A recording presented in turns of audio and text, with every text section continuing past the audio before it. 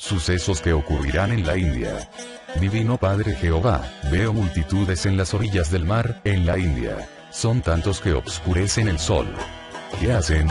Son multitudes venidas desde todas partes del planeta. Esperan al Hijo de Dios, que vendrá a abrir las aguas del océano. Esa multitud jamás vista por ninguna generación, lleva muchos días reuniéndose. El llamado Occidente está casi vacío. Solo quedaron en casa y hospitales en Occidente, los que están esperando la muerte. Y están solos, porque nadie quiere perder su alma, estando el Hijo de Dios en la tierra. El terrible problema en la India es la falta de alimento y el espacio.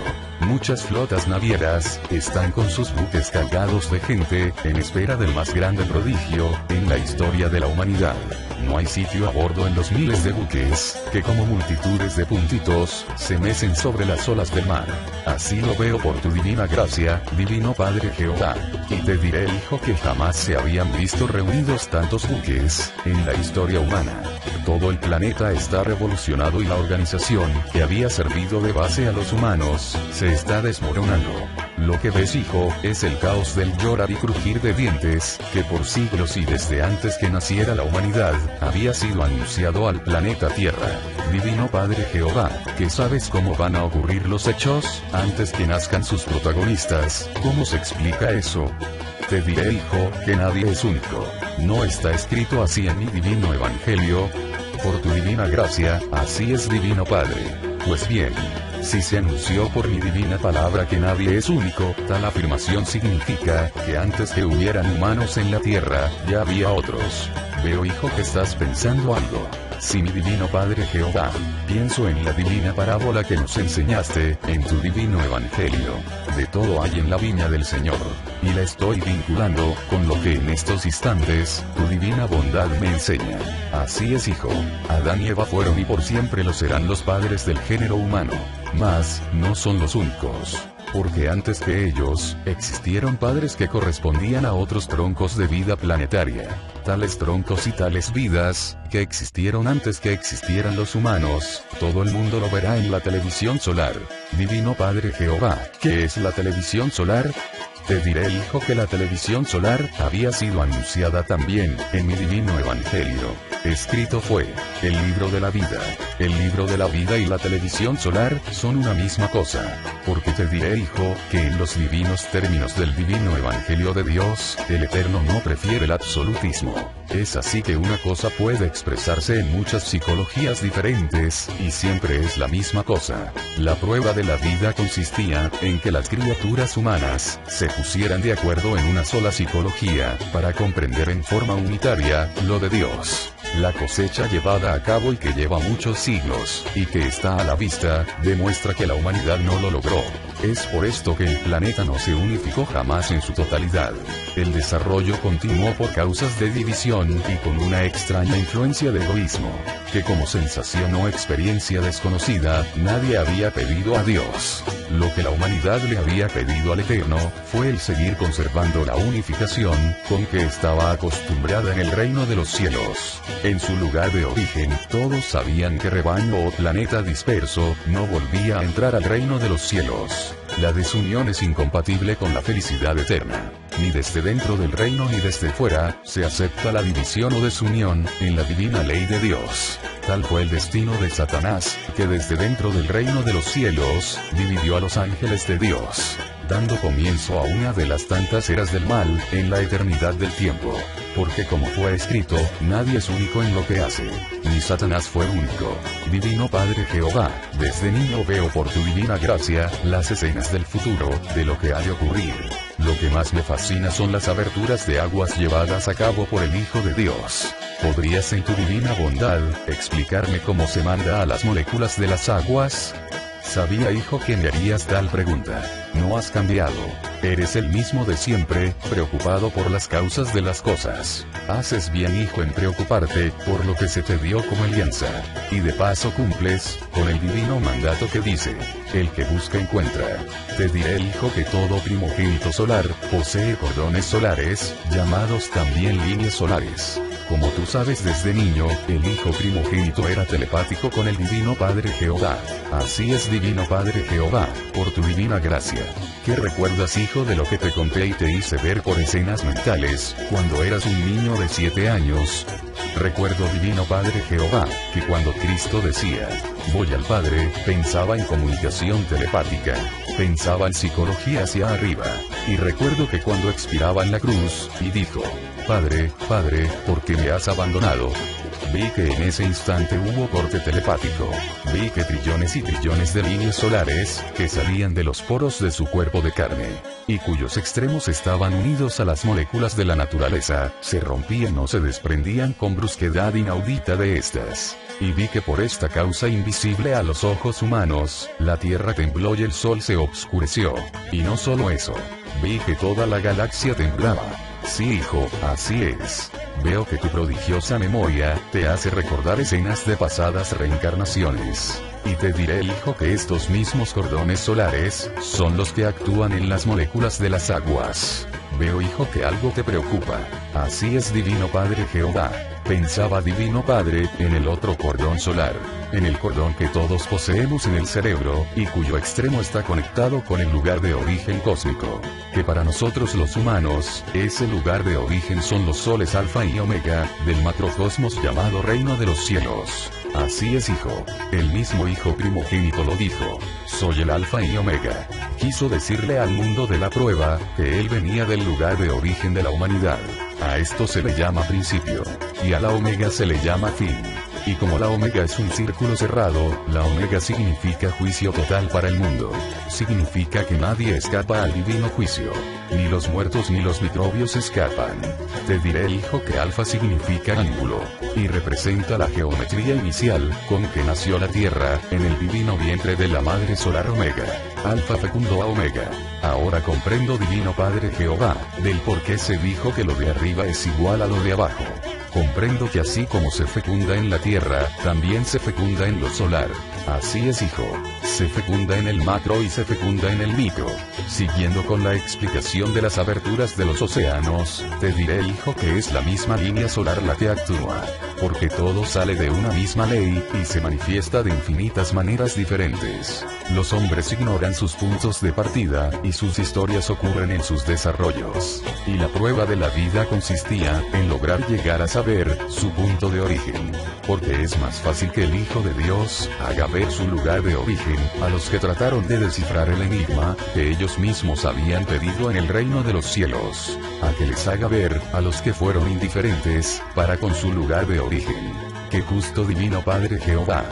Así es, hijo. La divina justicia de Dios es molecular, y sus límites lo provoca la misma criatura que realizó la obra. En las aberturas de las aguas, se establece un divino diálogo mental entre la mente solar y las moléculas. Este divino diálogo se llama verbo solar, y se puede hacer sonoro, o sea hablando, o en silencio, acompañado con gestos o sin gestos. Y te diré, hijo, que esta nueva ley de poder sobre la materia fascinará en tal grado al mundo, que el mundo paralizará sus labores. El estatus reinante se desmorona, y los privilegiados de la tierra principian a conocer la pobreza.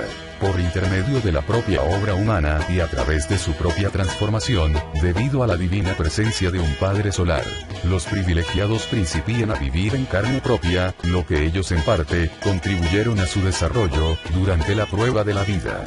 Se cumple en ellos el contenido de la divina parábola que decía: con la vara con que vives, serás medido, y la producción mundial será mandada por el Hijo de Dios. Porque a través de sus cordones solares, los elementos le obedecerán, y jamás nadie entre los humanos habían presenciado tan infinito poder.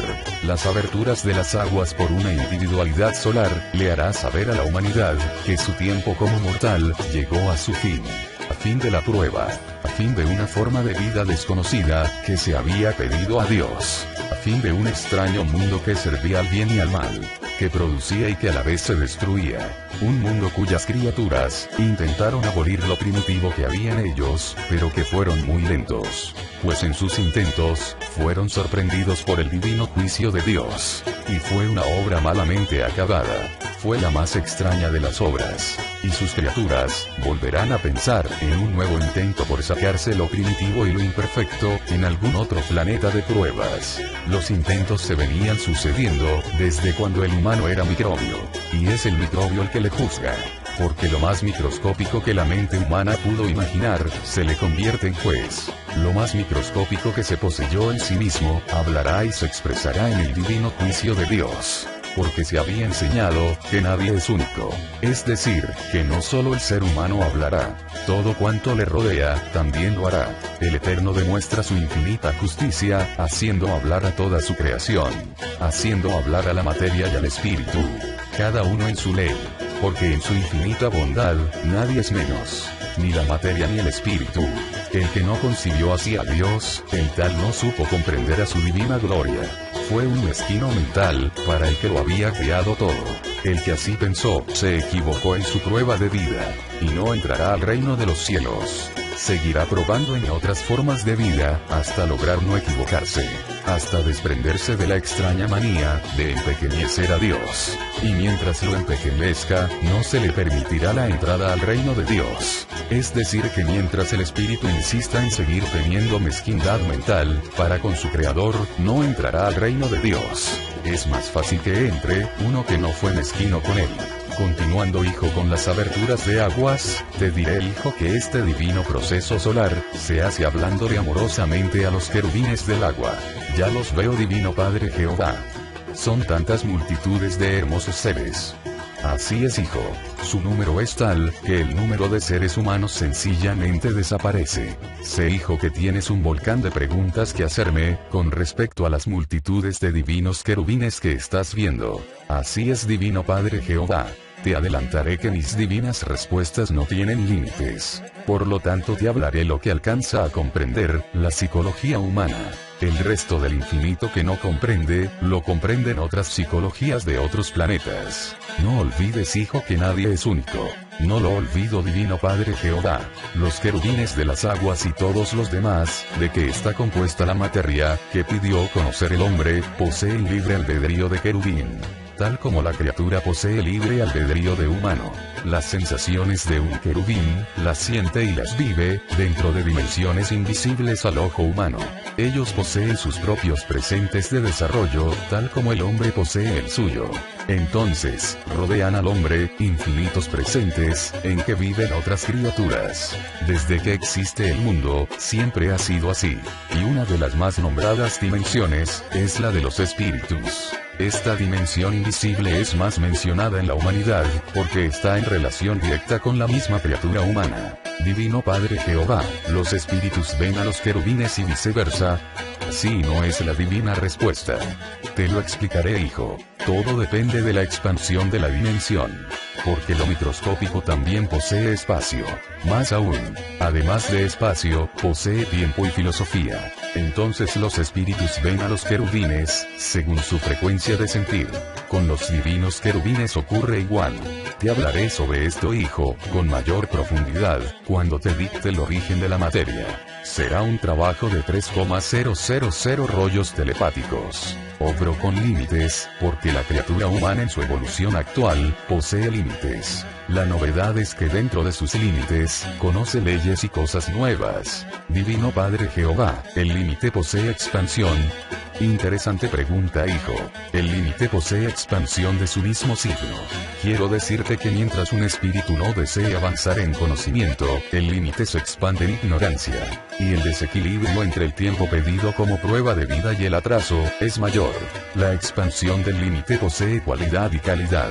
La cualidad y la calidad correspondiente a la luz, la proporciona la ilustración en todas las cosas. La caída en la expansión del límite, la proporciona la tiniebla. En la televisión solar, el mundo verá el color de los magnetismos del bien y el mal.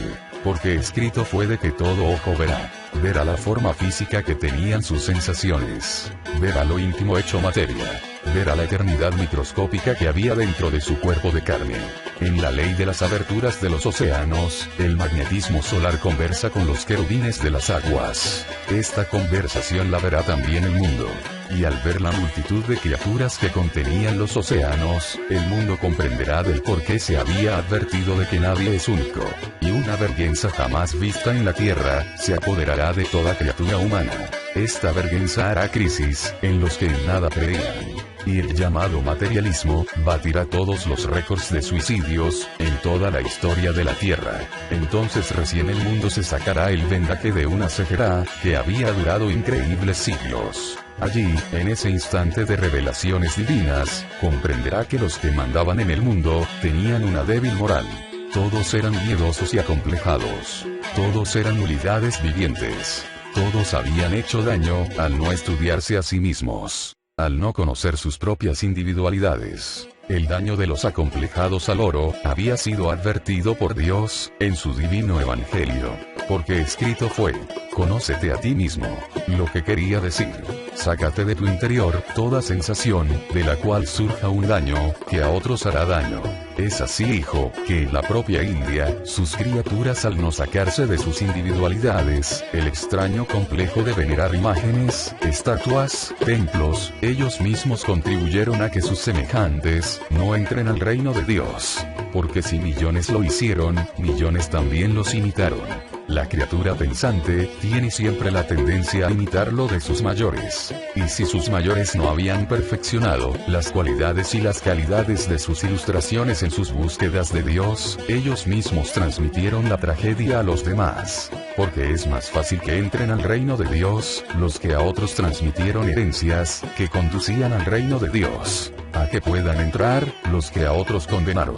La extraña moral humana, no se basó en la moral de Dios. Al no hacerlo, las propias criaturas humanas, empequeñecieron su fruto. Solo lo de Dios es infinito. La extraña moral del mundo, que se incluía con el derecho de adorar imágenes, se adoraba a sí mismo. No quiso reconocer al Dios único. Y al Dios único solo se le comprende por la ilustración y el trabajo. Y mientras las criaturas insistan en sus libres albedríos, en adorar o venerar lo microscópico, tales criaturas no verán a Dios. La renuncia a adorar imágenes, debe salir de sí mismo. Si no ocurre en determinada existencia, ocurre en otra. En el caso de la roca humana, el adorar imágenes, viene ocurriendo desde miles de existencias atrás. Y en el presente, volvió a ocurrir. Por lo tanto, no vuelven a entrar al reino de los cielos. Los habitantes de la India seguirán con sus extrañas costumbres, en otras existencias, en otros mundos. Divino Padre Jehová, que todo lo sabes, ¿qué efecto causará en ellos la divina presencia del Hijo de Dios? El efecto entre ellos, será el acontecimiento más grande de sus vidas, porque del Hijo de Dios, dependerá la existencia misma de la India, y la del planeta mismo. La más grande revolución surgirá, cuando millones de seres vean por sus propios ojos, a un hombre, cuyo rostro brilla como un sol. En ese supremo instante, caerán todos los llamados gobiernos de la tierra. Nadie obedecerá a las leyes de hombres. Todos querrán ser gobernados, por el que nunca muere, por el primero y el último. Será el fin de la obra de los seres mortales. Será la caída de la gran bestia, la caída de uno de los más extraños mundos. Tan extraño era este mundo, que hasta había olvidado la venida del divino juez solar, habiéndolo pedido el mundo mismo. Divino Padre Jehová, ¿qué significa la bestia? La bestia, hijo, representa el egoísmo humano, que hizo sufrir por siglos al mismo género humano. Lo más representativo de la bestia, lo constituyeron los seres mayormente influenciados por el oro. La bestia era fría, astuta y calculadora. La bestia creía comprender a todos, y no comprendía a nadie. Porque la bestia no tenía filosofía planetaria. El yugo de la bestia, era su propia ignorancia con respecto a la unificación del planeta. El sueño demoníaco de la bestia, fue la de considerar a la división del mundo, como la cosa más normal y natural. Tal fue la tragedia de la bestia. Y la bestia no despertó sino hasta el día del juicio mismo.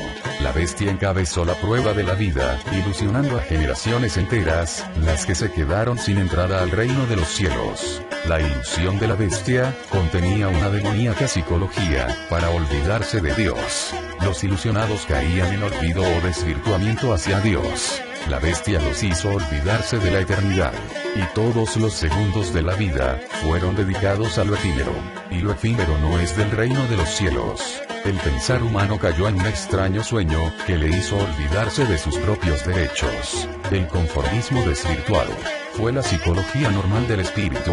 Se vivía más por las sensaciones cómodas que por las sensaciones, que podrían conducir al perfeccionamiento. Nadie se puso de acuerdo, con respecto al Dios único. Y si algo hubo, se hizo con un extraño libertinaje, en que lo hecho quedó en nada. El conocimiento humano no quiso reconocer al Dios único. En sus costumbres y en sus pensares, las criaturas humanas no lo incluyeron. Así todos son sorprendidos en multitudes de creencias. La ansiada unificación planetaria no se logró nunca. La demoníaca lentitud triunfó sobre lo que podría haber sido la felicidad. La bestia no logró entrar al reino de Dios, ni dejó que otros entraran. El complejo de la bestia se repetirá en otros incontables planetas. Otros futuros Brahmas creará la bestia. Porque la bestia volverá a nacer de nuevo. La bestia volverá a pedir oportunidades a Dios. La bestia volverá a probar con otras formas de vida, tal como venía haciéndolo desde cuando era microbio. La bestia representó a Satanás en la tierra, porque Satanás había tomado la forma de un extraño sistema de vida, cuya base descansaba en lo desigual. Satanás la bestia, se introdujo en las propias costumbres de los seres humanos. Y los humanos se durmieron y se sirvieron de Satanás.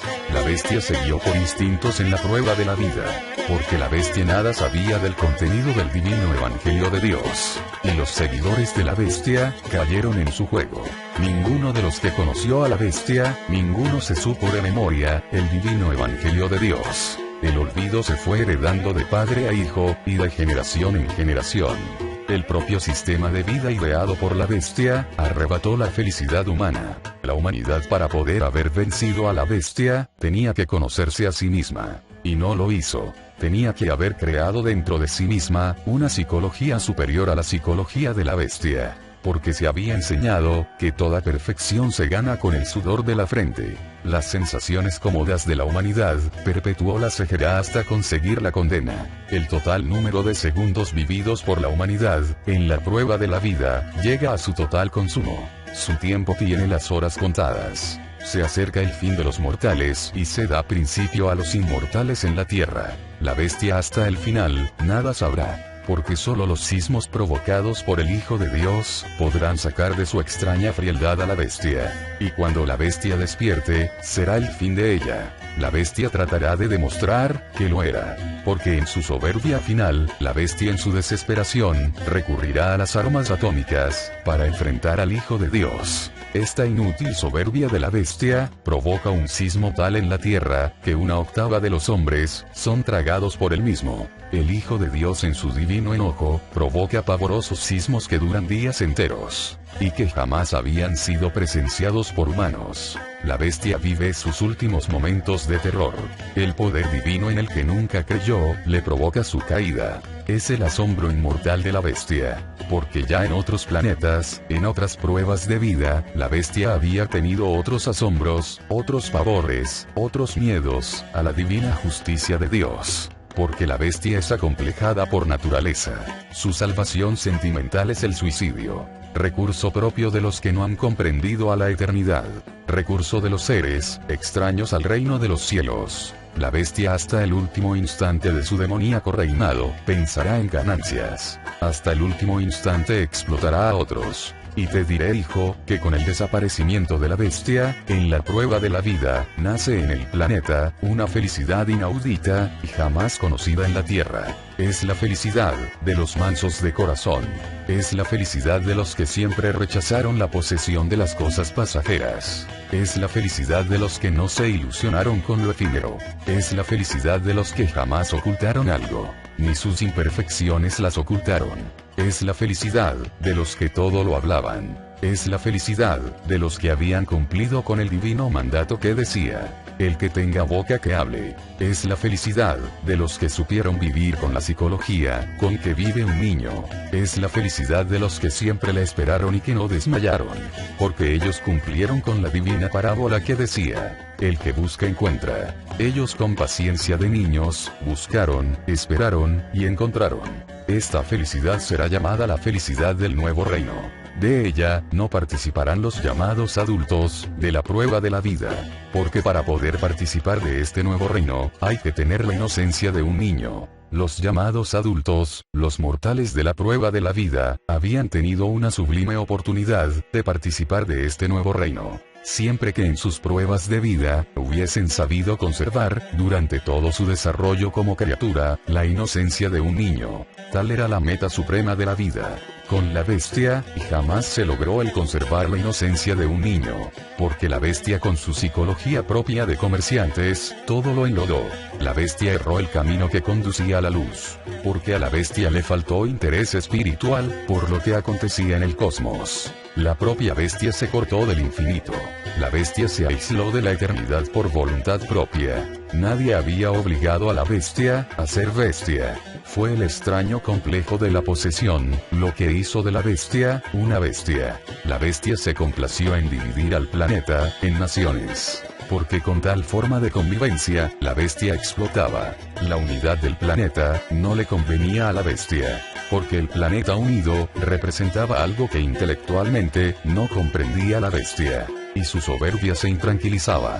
Ciertamente que la perfección perseguida por la bestia, era de lo más extraño. Su poder de bestia descansaba en el carácter, y no en las leyes eternas del universo. La extraña bestia acomplejada al oro, planeaba sin el divino concurso de Dios. La bestia se creía omnipotente. Ni remotamente pensaba que su extraño reinado, podría ser interrumpido. Ni mucho menos que otro poder la anularía. La bestia en sus sueños de grandeza, ignoró de dónde provenía. De su propia ignorancia de origen, viene su caída. De lo que voluntariamente no quiso comprender, viene el que la hará desaparecer de la evolución humana. La bestia siempre permitió el libertinaje en la comprensión de Dios. Porque tal libertinaje le producía fabulosas ganancias a la bestia. Y como le producía ganancias, a este extraño libertinaje de entender al Eterno, la bestia le llamaba libertad. Si no le hubiese producido ganancias, a este extraño fenómeno, no le llamaría libertad. Porque a todo lo que le dejaba un saldo de ganancia, era bueno para la bestia. Y a través de sus propias costumbres, las criaturas de la tierra, sirvieron a la bestia. Y la bestia se sirvió de ellos, hasta el final de los tiempos de pruebas. La bestia en estos instantes agoniza, dentro de las leyes humanas. Porque la bestia se empobrece. Mas, la bestia en su orgullo y soberbia, que le son característicos, nada dice de su pobreza. Para explicarla al mundo, la bestia disfraza la explicación con términos técnicos de su economía avara, llegando al extremo, de culpar a otros, de sus desgracias. La bestia, producto de seres avaros, fríos y calculadores, siempre se creyó más de la cuenta. Porque manipulaba con su oro, las costumbres de los demás. La bestia creyó que la cosa siempre sería igual. Mas, los sucesos que se ciernen sobre el mundo, harán palidecer a la bestia. Porque ahora Jehová Dios único, hará triunfar a la espiritualidad sobre la materialidad. Como nada es imposible para Dios, será el conocimiento del Cordero de Dios, quien venza a la bestia. Será la divina palabra viviente de Dios, hecha doctrina revelación. La bestia estará aterrada, al ver que ya nadie le hace caso. Sus cuarteles militares, en que se concientizaba y se enseñaba a los hijos de Dios a matar, quedarán desiertos. No habrá en ellos, alma humana alguna. Solo habitará el polvo y el olvido. Los siniestros buques de guerra de la bestia, estarán todos abandonados y llenos de moho. La bestia no encontrará clientela ni voluntarios, como era la antigua costumbre. Entonces la bestia reconocerá que estaba acostumbrada a vivir, violando la ley. Y justamente cuando la bestia se da cuenta de su error de siglos, es cuando la bestia debe desaparecer de la historia del mundo. La bestia está viviendo la última etapa de su caída. Esta etapa se caracteriza porque la bestia se volvió contra sus propias leyes. Antes a la bestia le horrorizaba matar. Ahora matar, para la bestia, es lo más natural. La inestabilidad emocional de la bestia, que le acompañó de principio a fin, hace que la bestia termine en caos. En la India ocurrirán tantos hechos, relacionados con el divino juicio final, que en el futuro lo escribiremos en innumerables rollos telepáticos. Así sea, Divino Padre Jehová. hágase tu divina voluntad. Te adelantaré, hijo, que en la India y en China, se establecerá el primer gobierno de niños, de la Tierra. Ellos lograrán la unificación del planeta. Ellos lograrán, lo que en siglos no lograron los llamados adultos de la prueba de la vida. Divino Padre Jehová, ¿por qué tenían que ser los niños? Sublime pregunta, hijo. Serán los niños, porque ellos no tienen el complejo al oro. Y porque los niños creen en todo. Al creer en todo, ellos creen en el infinito de Dios. El niño con su inocencia, solo sirve a un solo señor. El llamado adulto con sus complejos emocionales, sirvió a muchos señores, en la prueba de la vida. Y a los que sirven a muchos señores, ellos no inspiran confianza a Dios. Es más fácil que le inspiren confianza al Eterno, los que se supieron definir en un solo Señor. Los primeros con su imperfección, perpetuaron la división entre las criaturas. Los segundos contribuían a la unificación. En la India y en la China, se concentrarán todos los niños de la tierra, y se multiplicarán en carne eterna, en un número tal, que ninguna mente humana podrá calcularlo.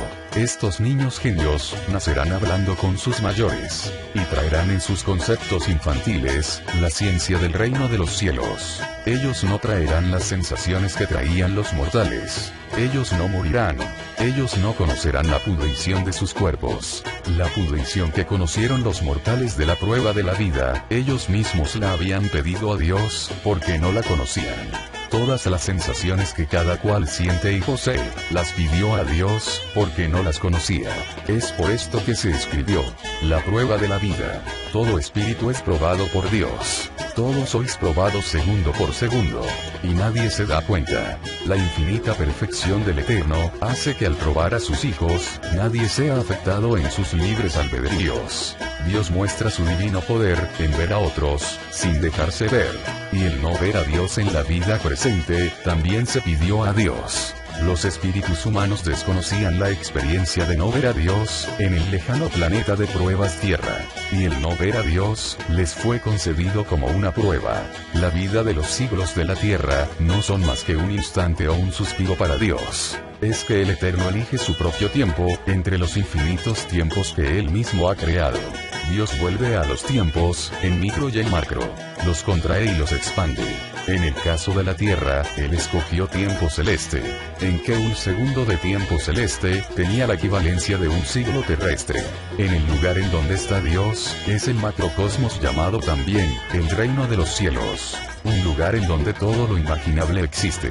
Un lugar en donde las cosas y los seres no tienen límites. Un lugar en donde la materia habla en telepatía universal. Un lugar de donde salió todo lo que existe. Lo que hubo, lo que hay y lo que habrá. Un lugar que se mostrará a todo ojo humano, porque todo humano pidió verlo, en los acontecimientos del divino juicio final. Y el mundo de la prueba al ver a su lugar de origen, estallará en llanto. Y de millones de llantos, nacerá una nueva psicología que lo transformará todo. Los millones de llantos acusarán a los que vanamente intentaron por siglos, transformarlos poco menos que en máquinas, frías y calculadoras. Y de llevarlas por un extraño camino que no conducía al reino de Dios. Y los millones de llantos harán crisis, cuando el Hijo de Dios, les diga que para poder volver a entrar, en lo que están viendo, tendrán que pasar un divino juicio, en que no escapa ni una molécula ni del espíritu, ni del cuerpo de carne que se poseyó en la prueba de la vida.